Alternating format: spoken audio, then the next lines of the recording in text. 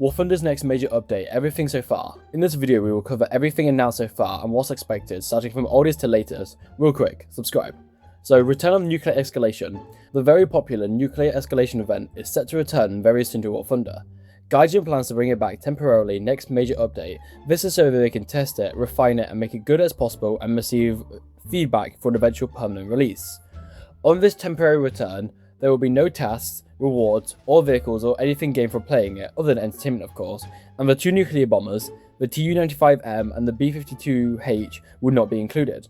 Gaijin intends to bring it back at a higher battle rating than before. Obviously, the battle rating of the original event was at a baseline 11./12.0 with Phantoms, A-10s, MiG-23s, A-6Es and Su-24s. This time, it will be more like Typhoons, F-15s, F-18s, etc, etc, etc. This will bring different ground targets. Let's just hope they fix SAMs and SPAAs this time, because as many of you who have played the event know, the SPAAs were absolutely broken. For example, an SPA could lock and launch a missile at you even if you were on the other side of a mountain. These were probably coded by AI, let's be real. Other than that though, Gaijin said they released more information in a future dev blog. In this same dev blog, some notable announcements include the return of tank football in July in companion with the 2026 Football World Cup. We will also be seeing a D-Day event in June with the 82 years since the Normandy D-Day landings. We all know it was really just the British getting revenge on William the Conqueror. Along with this event, there will be what seems to be a British flying boat event vehicle. Following into July, and following on from the D-Day event, there will be a UK event ground vehicle which is referred to as a quick single-edged curved sword by Gaijin, so it will likely be a small rat/fast tank. And then following into August, a World War I Russian ship for the Soviet Union. Now, Gaijin is presenting yet another reason to buy the amazing Turms-3. They'll be introducing its 3-plane stabilizer, making the name Turms-3 actually accurate. This means even on inclines, your gun will be perfectly straight and balanced, and will make targeting even more accurate and efficient. Now the vehicles. We'll be seeing a premium rank 7 French ship, the Jean Bart, a fast battleship, a part of the Richelieu class. On its bow, it will bolster 2 turrets, each armed with 4 380mm cannons. However, no cannons on the stern, therefore your stern and your 45-degree angled port and starboard are left with no protection at all. The 8 380mm cannons have above average reload rate. It will also harbour 9 152mm cannons, 24 100mm cannons, and a whopping 28 57mm cannons. This means that no plane nor ship is getting anywhere near you without being pulverized into subatomic particles. It will also have a great speed of 56 km/h, very good acceleration, and excellent maneuverability and decent armor, making you a powerful target and one to be feared and dreaded.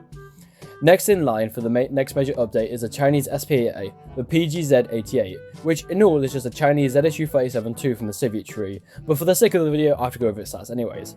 The PGZ88 will offer an actual anti-air vehicle to use for rank 5 China, as the only so-called SPAA at that battle rating and rank is the Chinese ZSU-57, which you all know is as bad at killing planes as the L3 is at killing ships.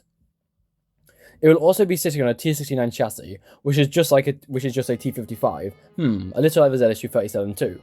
Its very average speed of around 50 km/h, bad agility and maneuverability, and a bad 7 km/h reverse speed are all reasons why you should hang back and not push yourself into sticky situations.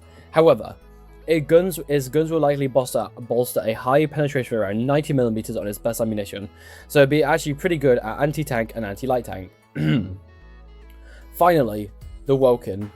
A quick update. Originally, we were told in the Welkin's dev blog that we were going to get a premium and a tech tree Welkin, but for now, and in terms of the next major update, we're only getting the tech tree variant.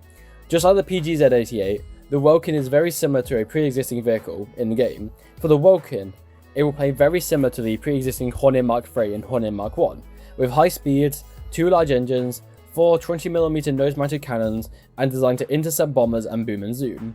Its battle rating will sit between the Hornet Mark III and the Brigand B1, so about 5.0 to 6.0. However, its giant 70-foot or 21.3 meter wingspan will give it an insane amount of lift and climb rate, and make it exceptional at high altitudes, perfect for flying, high flying and hunting bombers, which exists a lot, assuming it ends up between 5.0 and 6.0 battle rating. And that's all for today. Clearly a lot of content coming and a lot more to be expected. Please subscribe, like if you enjoyed the video, and consider commenting. Yeah. And that's all. Yeah, I can't speak. And that's all for today. Clearly, a lot of content to be anticipated.